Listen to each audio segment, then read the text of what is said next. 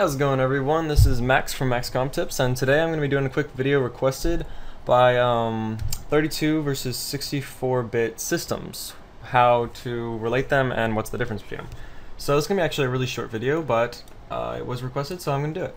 Alright, so first of all, let's see if you have a 64-bit or a 32-bit operating system on your computer. Simply go to Start on your computer, right-click My Computer, and go to Properties. It'll bring up this nice little menu, and when you go to System Type, it'll simply tell you. And as you see, mine is a 64-bit operating system.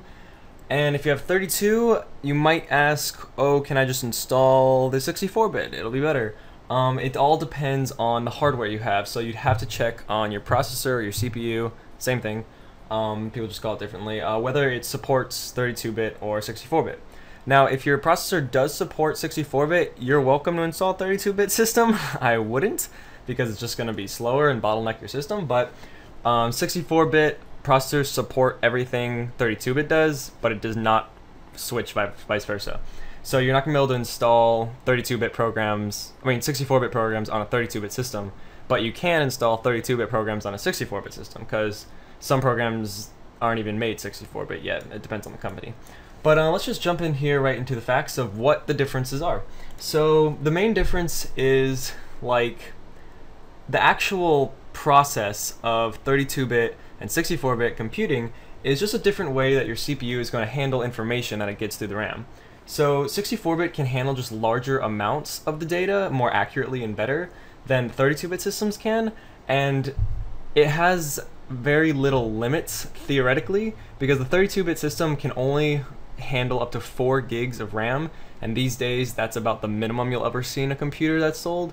It's usually actually 8 or even 16 these days, so we really have gone away from 32-bit. 64-bit can hold, by Microsoft standards, 128 gigs, which would be really hard because you'd have to have enough slots on your computer to fit that many sticks of RAM, but I have seen videos where people have gotten that high. 64 gig is kind of not common, but it is used more than you'd think in like high res editing and all the visual effects people do with videos. They need a lot of space for the RAM, they need to open many things, so that's what they use it. It's not common, but 120 gigs is the limit Microsoft has set on their operating systems. Theoretically though, a 64-bit system can hold up to 16 exabytes of RAM. Now, to give you a little understanding what an exabyte is, it's actually if you took, as a little fun fact, if you took every word ever spoken in the human language, one second, sorry. If you took any word ever spoken in the human language and like compiled that and put it all in like a data somehow, that would only be 5 exabytes. So the fact that theoretically a 64-bit system can hold 16 exabytes of RAM in your computer, can support that, yeah, that's a lot of information. And one second here, I'm actually going to bring this up, how many bytes, because if you know it's about 1024 bytes in a kilobyte, and then 1024 kilobytes in a megabyte, and so on and so forth. So I'm just going to look up real quick here what an exabyte is if you want to get all technical with your numbers and whatnot. I don't know these off the top of my head, but here we go. Alright, so pretty much the standard, I'm just going to read you off. It goes bytes, which are 8 bits. So the bit is the tiniest piece of information in a computer. A byte is 8 of those. A kilobyte is 1,000 bytes, generally. A megabyte is 1,000,000 bytes. A gigabyte is 1,000,000,000 bytes. A terabyte is 1,000,000,000,000 bytes. And then it goes petabyte, and then it goes exabyte. So nowadays, terabyte's about the highest you'll ever see in a computer, but petabyte they use for like maybe a certain servers, and then exabyte is actually after that. So you can see exactly how much data the 64-bit system is able to utilize. So it's very outlandish. Like, you're never gonna get to that much. We don't even have that much in storage, let alone RAM storage. But theoretically, a 64-bit system could hold 16 exabytes of RAM, but that would be physically impossible to even build a computer that much. But Microsoft has already set the standard to 128 because they have to allow the programs to use that, so they figure that would be the most, at least now. I'm sure when Windows 15 comes out, it'll change a little. But for now, that is the limit, and you probably won't even see that. About 16 gigs will probably be the most you'll ever use as a common user. But yeah, those are the pretty much main differences between 32-bit and 64-bit. The main thing you'll probably have to worry about is how much RAM you're going to support, because if you have a 32-bit system, you're not going to be able to run any more than 4 gigs of RAM.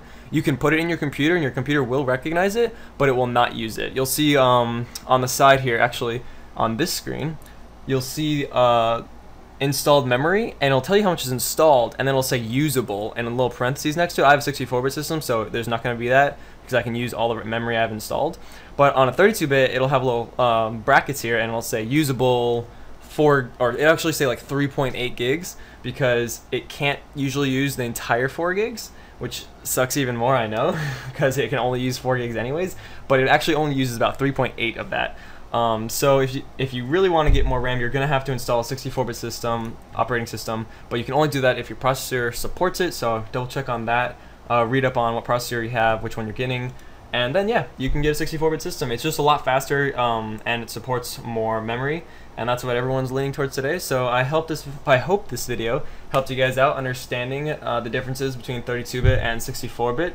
Just a quick rundown, 32-bit only supports 4 gigs of RAM, and it can only handle smaller amounts of data. 64-bit handles the larger ones more accurately, more better, and a lot of programs will run smoother through 64-bit. 64-bit is backwards compatible with 32-bit, so any program you have that's still 32-bit, you can still run on your 64-bit system, but it does not work the other way. 32-bit systems can only run 32-bit programs or 16-bit programs if you still have those. They cannot run anything that's 64-bit. So 64-bit's kind of like the premium area, if you want to say that. So thanks for watching the video, guys. I hope this helped you guys out, especially the person that asked me to make this video. If you have any questions, please leave a comment or message me directly. That would be much easier. And if you haven't subscribed already, please do that. I haven't made a video in a while, but if you guys have any requests, please do so. I love making these videos if I can, if I have the time. So if you have any questions on anything computer related, please just leave a comment real quick. I'll be checking those. And I hope you guys have a nice day. I'll see you in the next one.